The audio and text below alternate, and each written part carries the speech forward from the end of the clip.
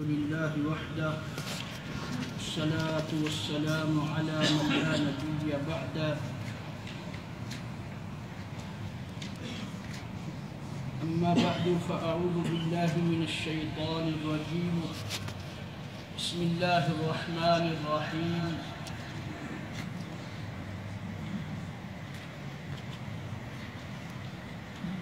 قتل الإنسان ما أكفره من أي شيء خلقه من نطفة خلقه فقدره ثم السبيل يسره ثم أماته فأقبره ثم إذا شاء أنشره كلا لما يقض ما أمره.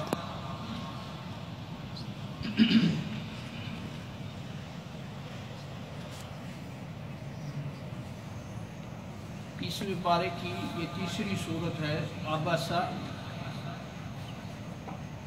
پچھلے درس میں اس کی ابتدائی آیات کے بارے میں بیان ہوا کہ آپ صلی اللہ علیہ وسلم مشرکین مکہ کے چند رؤساء سردار بڑے ٹائپ کے لوگ معاشرے میں جو سمجھے جاتے ہیں خان ٹائپ کہہ لیں، آپ ان کو دین کی طرف بلا رہے تھے کہ ایک غریب صحابی اور یا ایک غریب بندہ جو مسلمان ہونے کے لیے یا اسلام سیکھنے کے لیے آیا، کیونکہ وہ نبینا تھا، اسے نظر نہیں آیا کہ آپ صلی اللہ علیہ وسلم دوسری طرف متوجہ ہیں. اس نے زور زور سے آپ سے یہ کہنا شروع کیا کہ یا رسول اللہ مجھے وہ دین سکھائیے جو اللہ نے آپ کو سکھایا ہے، مجھے بھی صحیح رستہ بتلائیے. تو آپ صلی اللہ علیہ وسلم نے یہ سمجھتے ہوئے کہ یہ تو ماننے والا ہے یا ماننے کی تڑپ لے کر آیا ہے، اس کی طرف متوجہ نہ ہوئے اور انہی کی طرف متوجہ رہے جن سے آپ پہلے گفتگو فرما رہے ہیں. جب اس نبینے نے بار بار اس بات کو دہرایا تو آپ صلی اللہ علیہ وسلم کو یہ طبیعت پر تھوڑا سا گراں گزرا. بشری تقاضے کے مطابق طبیعت میں تھوڑی سی ناراضگی کے آثار دل میں آئے. اس کا اثر چہرہ مبارک پر بھی نظر آیا. اسی کا نقشہ قرآن نے عبسہ وتولیٰ کے الفاظ میں کھینچا ہے. اور یہاں ان آیات مبارکہ میں جو اصل سمجھانا مقصود ہے امت کے لوگوں کو وہ یہ ہے کہ کسی بھی دین کی دعوت دینے والے کے ذمہ دین کو منوانا نہیں ہے، دین کو قبول کروانا نہیں ہے کہ زبردستی وہ ایسے رستے پر چلے، ایسا طریقہ اختیار کرے، ایسا انداز اختیار کرے کہ لوگ اس کو دین کو ضرور مانیں ہی. ہر دین سنانے والے کے ذمہ میں دین کا بیان کرنا ہے، دلائل کے ساتھ لوگوں کی فہم اور عقل کے مطابق ان کی سمجھ اور سوچ کے سامنے دین کو اصل طریقے پر بیان کر دینا ہے. آگے وہ کوئی مانتا ہے اس کی مرضی، نہیں مانتا اس کی مرضی. ماننے سنانے والے کو کوئی ایسا رستہ نہیں اپنانا چاہیے جو دین کے تقاضوں کو پورا نہ کرتا ہو. اس لیے اللہ تعالیٰ نے یہ ساری بات بیان کر کے فرمایا میرے پاک پیغمبر وَمَا عَلَيْكَ أَلَّا يَزَّكَّى، آپ پر کوئی الزام نہیں ہے کہ کوئی مسلمان ہوتا ہے یا نہیں ہوتا، کوئی اس دین کو مانتا ہے یا نہیں مانتا، آپ پر کوئی حرج نہیں ہے. آپ کا ذمہ ہے ان علیک الا البلاغ، اس دین کو پہنچانا ہے، لوگوں تک سنانا ہے. چنانچہ اس سے ایک مسئلہ تو یہ واضح ہو گیا کہ دین کے داعی کو صحیح دین بیان کرنا چاہیے، صحیح باتیں سنانی چاہیے، جو اللہ اور اس کے رسول کی باتیں ہیں، جو صحیح رستہ ہے، جو صحیح دین ہے. اس کے لیے اس کو کسی ایسی بات کا سہارا نہیں لینا چاہیے جو غلط ہو یا جھوٹ ہو. اور اس کے لیے میں نے مثال دی تھی کہ یہ جو ضعیف احادیث کا مجموعہ آج کل ملتا ہے، ضعیف حدیث آپ سنتے ہیں، فلانی حدیث ضعیف ہے،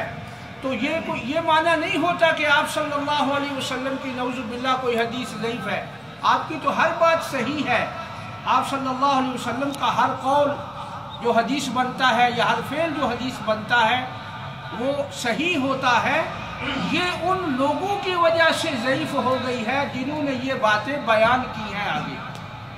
اور اس ذخیرہ حدیث میں بے شمار ایسے نیک لوگ گزرے ہیں صالحین کے نام سے جو صرف لوگوں کو نیکی پر ابھارنے کے لیے ضعیف حدیثیں بنا لیا کرتے تھے۔ اگر آپ ایک دفعہ ایسے پڑھیں گے تو آپ کو اتنے لاکھ ثواب ملے گا، اور دل میں یہ خیال ہوتا تھا کہ یہ لوگ پڑھیں گے تو اس میں فائدہ ہی ہے، حالانکہ وہ یہ نہیں سوچتے تھے کہ یہ کس کی طرف سے بات کی جا رہی ہے۔ اس لیے کچھ ایسے جو عالم لوگ نہیں تھے،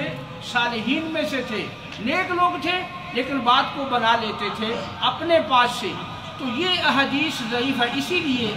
یہ جو فضائل کی کتابیں ہیں جتنے بھی لکھی ہوئی، فضائل اعمال اور بھی بہت ساری کتابیں ہیں، ان میں اکثریت جو احادیث کی ہے وہ ضعیف ہے۔ آپ صلی اللہ علیہ وسلم کے فرمودات یا تو ہے نہیں یا اس اصلی فرمان کو دوسرے رنگ میں بیان کیا گیا۔ اس لیے فضائل کی اکثر کتابیں، اکثر باتیں وہ ضعیف نکلی ہیں۔ اس کی وجہ کیا بنی کہ لوگوں نے یہ سمجھا کہ لوگوں کو دین پر لانے کے لیے ایسے اپنے طرف سے بات بنا دو،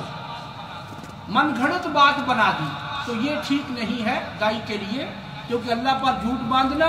اور نبی اکرم صلی اللہ علیہ وسلم پر جھوٹ باندھنا یہ بہت بڑا جرم ہے۔ یہاں تک کہ نبی کریم صلی اللہ علیہ وسلم نے فرمایا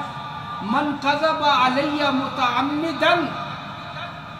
جو شخص جان بوجھ کر میرے اوپر جھوٹ باندھتا ہے، اسے پتا ہے کہ یہ حدیث صحیح نہیں ہے، اسے پتا ہے کہ یہ حدیث میں نے نہیں کہی، اسے پتا ہے کہ یہ حدیث میری بات نہیں ہے، پھر وہ بات بیان کرتا ہے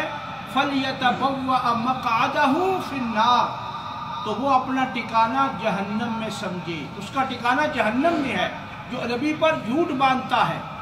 اس لیے علماء نے کہا کہ جو ضعیف حدیث کو اگر بیان کرے تو لوگوں کو بتلا دے کہ یہ حدیث ضعیف ہے، یہ حدیث درست نہیں ہے۔ اور اس کے لیے میں نے آپ کو مثال دی تھی، یہ جو فضائل اعمال کی کتاب مولانا زکریا صاحب کی لکھی ہوئی یہاں ہمارے تبلیغی حضرات پڑھتے ہیں، اس میں جو حدیثیں ضعیف ہیں وہ حضرت شیخ نے ان کے نیچے ضعیف لکھ دیا ہے، یہ نہیں چھوڑا کہ ان کو چھوڑ دیا ہے ایسے ہی، انہوں نے لکھ دیا ہے کہ یہ حدیث ضعیف ہے، یہ حدیث کمزور ہے، یہ حدیث کی کتابوں میں نہیں ہے۔ یہاں تک کہ فضائل صلاۃ میں ایک بہت لمبی حدیث لکھنے کے بعد وہ آگے جا کر عربی میں لکھتے ہیں ھذا حدیث باطل، کہ یہ جو حدیث ہے یہ بالکل باطل اور جھوٹ ہے، یہ صاف اس میں لکھا ہوا ہے۔ لیکن مشکل صرف وہاں یہ بنتی ہے کہ کتاب پڑھنے والے اردو ترجمہ پڑھتے ہیں، عربی عبارت نہیں پڑھتے، اور یہ جو ضعیف کا لکھا ہوا ہے یہ عربی عبارت میں لکھا ہوا موجود ہے۔ اس لیے کہ ہر عالم کی ذمہ داری ہوتی ہے کہ اگر وہ کوئی ضعیف بات بیان کرتا ہے اسے بتلا دینا چاہیے بھئی یہ حدیث میں نے بیان کی ہے لیکن یہ ہے ضعیف، یہ ہے غلط، یہ صحیح نہیں ہے۔ تو اس لیے جو بھی اس فضائل اعمال کو پڑھے اس کی ذمہ داری ہے کہ وہ پڑھنے کے بعد جو عربی عبارت اس کے حدیث سے نیچے لکھی ہوئی ہے اس کو بھی پڑھ کر لوگوں کو سنا دے کہ اس حدیث کو فلانے امام نے غلط کہا ہے، ضعیف کہا ہے، لہذا یہ حدیث آپ صلی اللہ علیہ وسلم کی نہیں ہے، پھر وہ پڑھ سکتا ہے۔ یہ طریقہ ہے حدیث ضعیف کے بیان کرنے کا۔ تو اس لیے کوئی بھی ایسا طریقہ لوگوں کو دین کی طرف بلانے کے لیے اختیار نہیں کرنا چاہیے جو غلط ہو۔